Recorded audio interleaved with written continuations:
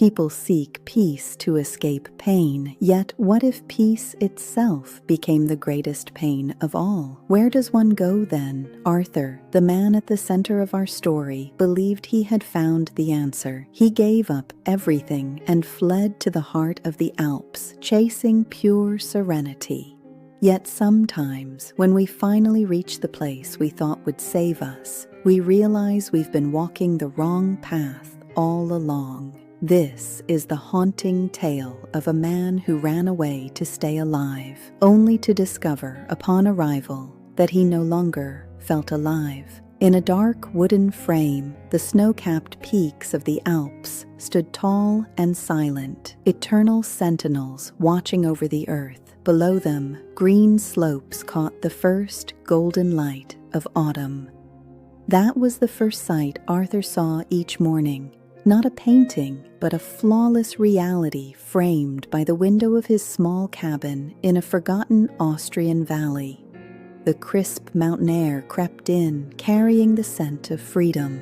Freedom, the very word Arthur had chased 10 years ago when he abandoned everything to taste its true flavor. He had fled from his old life, from Vienna, from the sleek apartment, the successful architecture career, the crushing responsibilities that pressed invisibly upon his shoulders. He fled the anxious mornings, the endless fatigue of every night. He saw himself as a cog trapped inside a monstrous, merciless machine, and one day he jumped out. He sold everything he owned and vanished into the mountains. His friends were shocked. Some called him selfish, others insane. But Arthur was certain this was the only path to absolute peace. The first years were blissful. He woke with the sunrise, chopped wood, fetched water from the spring, and wandered through the forest for hours.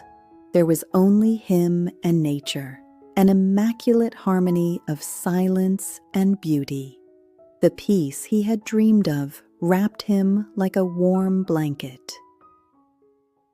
But as the years passed, that peace changed its tone. It no longer smelled like freedom. It smelled like isolation. The silence that had once healed him grew into a cold, indifferent companion that never spoke back. One afternoon, while chopping vegetables for soup, the knife slipped and cut his finger deeply. Blood spread across the cutting board, and pain seared through his hand.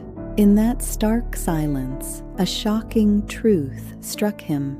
If something worse happened, if he had a stroke or broke his leg, no one would know. No one would come. His body might lie there for months before a wandering hiker stumbled upon it. The thought filled him with a fear deeper than pain, the fear of disappearing without a trace. He remembered his old friend Thomas. Years ago, when Thomas's architecture firm was collapsing, Arthur had spent an entire weekend helping him, revising plans, finding solutions. Those days had been full of stress and sleeplessness. But when he saw the tired smile of relief on Thomas's face, Arthur had felt something no amount of mountain quiet could give him: connection, purpose. The peace he'd found in the mountains was a selfish kind of peace, an escape from life itself.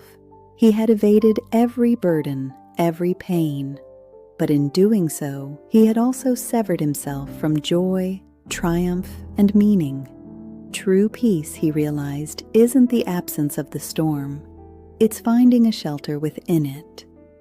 He had paid a high price for peace, the very meaning of life.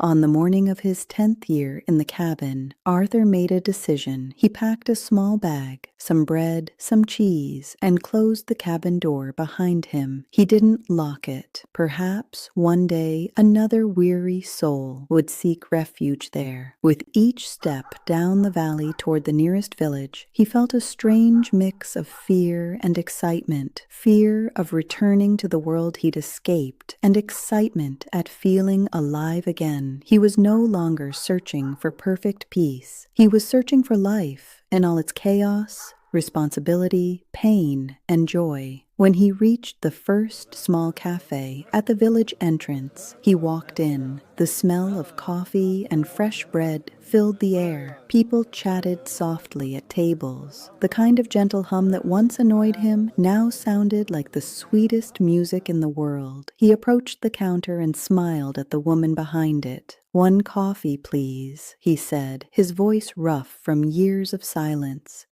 "And do you happen to need a worker? I can do anything."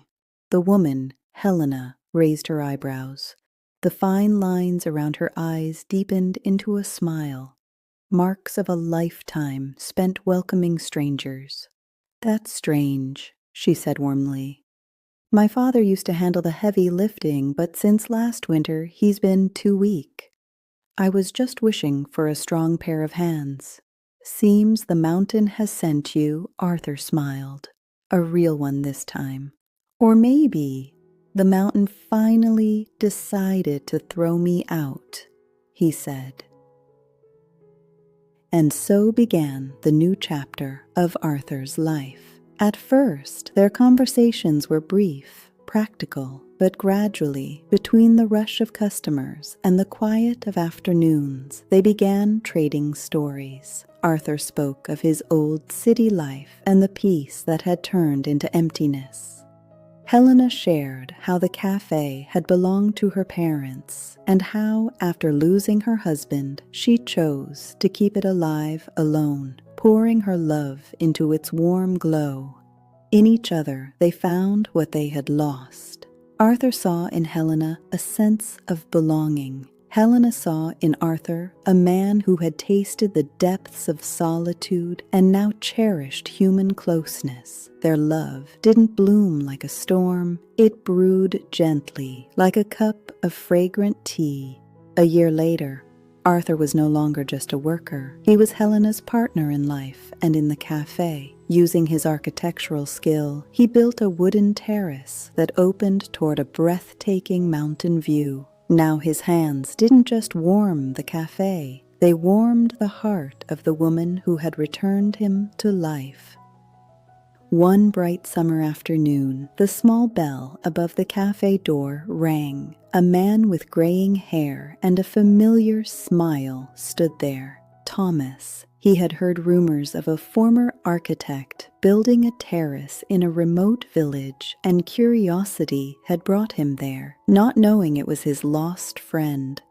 For a moment, Arthur froze. Then the two men laughed and embraced tightly, the kind of hug their years of silence had owed them. "All this time, you were here," Thomas said, incredulous. "We looked for you. We worried."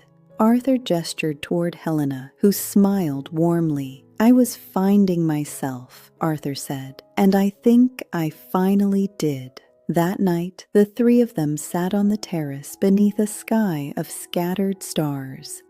Their laughter echoed through the valley. Arthur finally understood.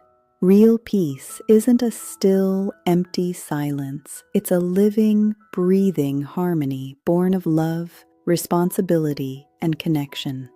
His new life with Helena was the peace his soul had yearned for, a blend of the mountain's quiet and the village's gentle noise. He no longer hid from the world. The mountains were still his home, but this time they were alive, filled with laughter, warmth, and meaning. He had discovered the greatest adventure of all, not running from life, but diving deep into it with an open heart. Arthur's journey had come full circle, but ours is still unfolding. May his story remind us to seek meaning in the right places.